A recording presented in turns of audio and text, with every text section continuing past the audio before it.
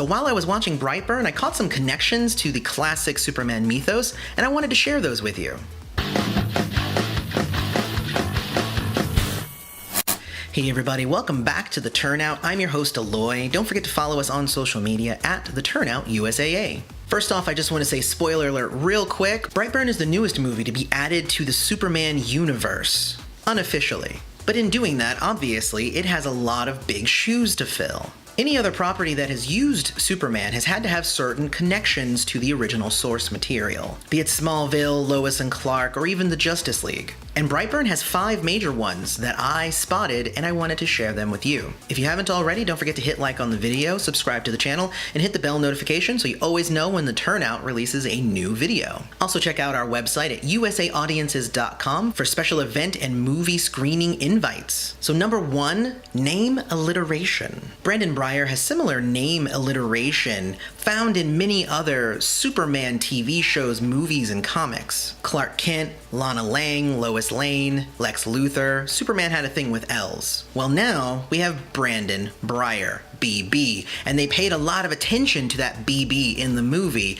letting you know that that alliteration was very important to the Superman mythos. Now, I was actually hoping for more alliteration in the names, though looking at the cast list, a lot of them are just first names. His aunt's name in the movie was Miralee McNichol, so that's one character, and the girl he was interested in the movie's name was Caitlin, so probably her last name had a K sound in it. We may not know until the sequel, so I'm looking out for what the full names of these characters are. Number 2, named after a small town. So when I heard the movie was called Brightburn, I was like, cool, most of the promotional material had been with a little boy with red glowing eyes.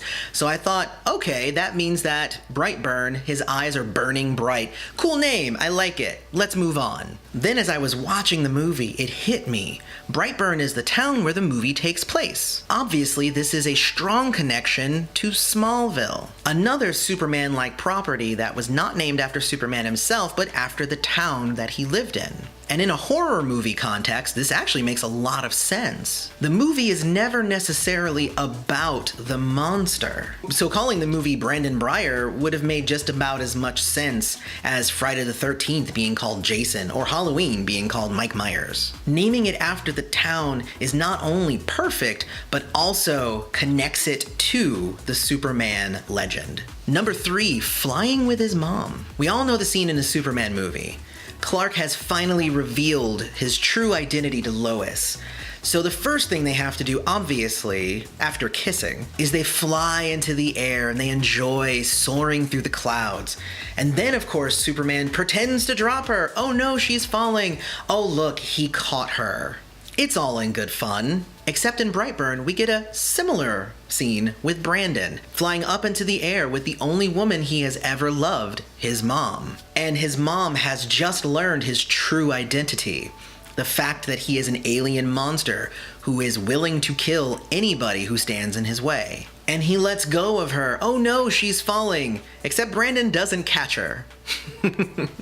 This is reflective of his alien nature, but also is a callback to the very first Superman movie. I loved it. Number 4, crashing planes. Similar to the last point, Superman is well known, and I mean really well known, as in his name is synonymous with saving crashing airplanes. He is featured stopping at least one plane from crashing in every iteration that bears the name Superman. It is so synonymous with that S on his chest that even Supergirl does it. It is part of the super prefix. Of course, Brandon doesn't have an S on his chest, and when he sees a plane flying towards him, he does the complete opposite and forces it to crash, killing hundreds of people. Not surprising, he's evil Superboy, but also a really fun callback in general.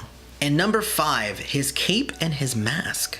I actually love that Brightburn does a lot of show, don't tell. That's important in a horror movie, but it's good screenwriting generally. Yes, it does have its exposition dumps here and there, and you can excuse that to a certain degree. But the detail of Brandon's cape and mask that he wears as he becomes this alien monster going around killing people is one that they don't come out and just say. First off, obviously, the cape and mask make him look uber scary.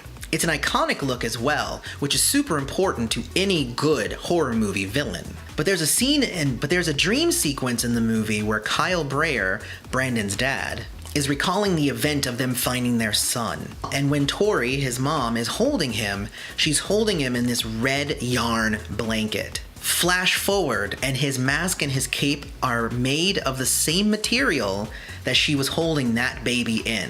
And I have to say bravo, because the same thing is true about Superman. If you didn't know, his red cape, which we often see flying in the wind besides the American flag, was also made from his baby blanket that was wrapped around him in the pod that crashed to Earth. It was such a small detail that was kept and turned into something so gruesome that I really have to give it to the writers. They paid attention to the small things. And those are my 5 things that you probably didn't notice while you were watching Brightburn. Let me know how many of those you actually did see, and did you catch any others that maybe I didn't? Let me know about that down in the comments. Otherwise, don't forget to follow us on social media at The Turnout USAA. Don't forget to hit like on the video and subscribe to the channel with the bell notification. And otherwise, I'm your host Aloy. This has been The Turnout.